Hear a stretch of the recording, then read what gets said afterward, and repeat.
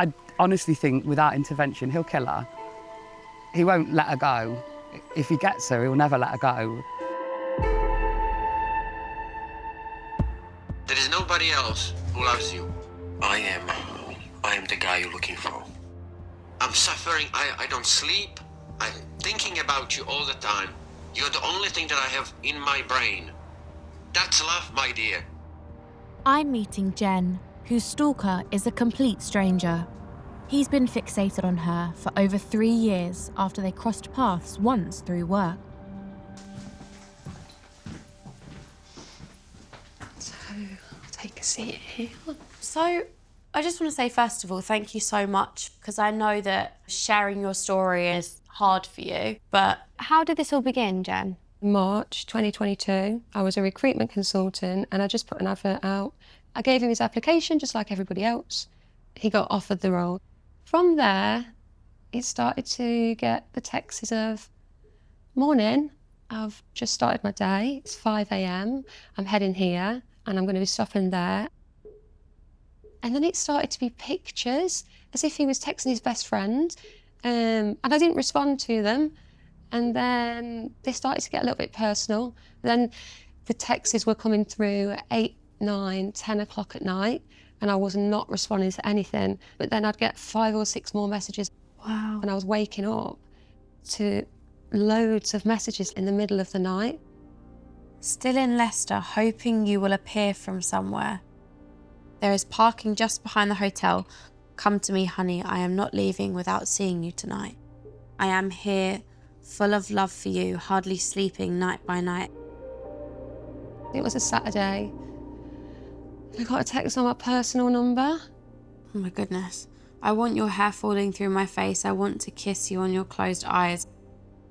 I want to gently touch your nose with mine, running my fingers gently over the curves of your body. I want to sink into your eyes like into the well of life. How did you feel when you started getting these really quite intense messages through? Disgusting, violated. He sent me a picture to my work phone, naked. It's a stranger. Yeah. It's someone who you met once in passing through work. I think that's what makes it the most scary. Yeah. My love for you is in my brain, is not in my manhood. I am the guy you're looking for, but you're just not recognizing it. You're just so bad. Really bad. The whispering was so creepy, like it was scary. It was when I knew that he was making porn searches for people that looked like me. Wow. I was scared of him attacking me. I mean, this is like... So now we're only, 5 days after those first messages and he's starting to get angry now. Yeah. Young, capable, intelligent guy who is in love with you and he threw me overboard. For who? Who are those people? None of them care for you. None of them. I'm gonna get a tissue. Yeah, of course you can. God. How many times has he been arrested? I think it must have been about 4, and then been to prison 3 times. Oh my goodness. How long has he been in prison for? 8 months. He's pretty much served it now because he'd already served so much on remand. How has him being in prison made you feel? When he's in prison, I feel safer. Life really does relax. And if he's in there long enough, I really do feel a lot more confident. It's when he's coming out, it's really, really stressful. On one of the occasions when he came out of prison, he rang me within 2 hours of being released. So he came straight out of prison, went straight into a shop, bought a phone and rang me. He was like, "Hi, baby, it's me." When he's coming out, he's going to get in the car and he's going to come straight here. You'll get released from prison, you'll find yourself back at square one again. He wants to break me. He said that in his interviews to the police, so I'm broken. The only way it may end if it was him or me. So it's either me that disappears or he disappears, and he's not going anywhere. Jen's story is probably one of the most shocking scenarios that I've ever heard. This is a man who has dedicated the last few years of his life to trying to find her and hunt her down. I don't know how she sleeps at night. I would be so scared. As Jen Stalker could be released in a matter of weeks, she's meeting up with her sister Sam, who's been a big support during some of her darkest times. Hello. Hi. Are you all right? Yeah, nice to meet you. Nice to meet you. Lovely to meet you. How are you? I'm okay, thank you. How are you? You good? Good. I've got to know Jen a bit and heard about what's been happening, but where do you see all of this going once he gets released from prison? If he's out and he's free to roam, it doesn't matter to him. The restraining orders, none of it means anything. It doesn't register. I do think that she's in massive danger, massive amounts of danger. How have the rest of the family responded to all of this?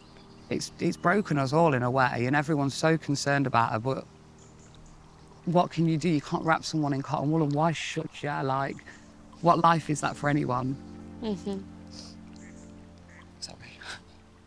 It's okay. It's an emotional thing because, you know, seeing your sister go through that everyday fear, and it's a lot for everyone to take on. Yeah, exhausted you though. You weren't sleeping, she wasn't eating, and then the doctors were trying to give her like anti-anxiety medication or sleeping tablets, and then she said, I can't take them because what if I'm in a state of being a little bit woozy or dozy and he does turn up? I can't fight him then. This is what it's done. This is the effects of stalk. You're going in circles of what if this, what if that. If I'll never hear from him again, I'll live in torture doing that to myself now because he's made me feel that he's so obsessed with me that he'll never leave me alone. Talk to me about Jen before all of this happened. She's just fun. We were always out and about socially. The most we do is walk now quietly or sit inside and watch TV. It's a struggle, and it's the fear of not knowing who you're going to meet, and that's what breaks my heart. And seeing you now, it's hard. What do you think could happen when he gets released? Are you worried about that? More than anything in the world, it terrifies me. I'm really sorry. It's a horrible sentence to say, Jen, but I honestly think without intervention, he'll kill her. He won't let her go. If he gets her, he'll never let her go. That's a horrible sentence to say out loud. I'm sorry, I'm really sorry.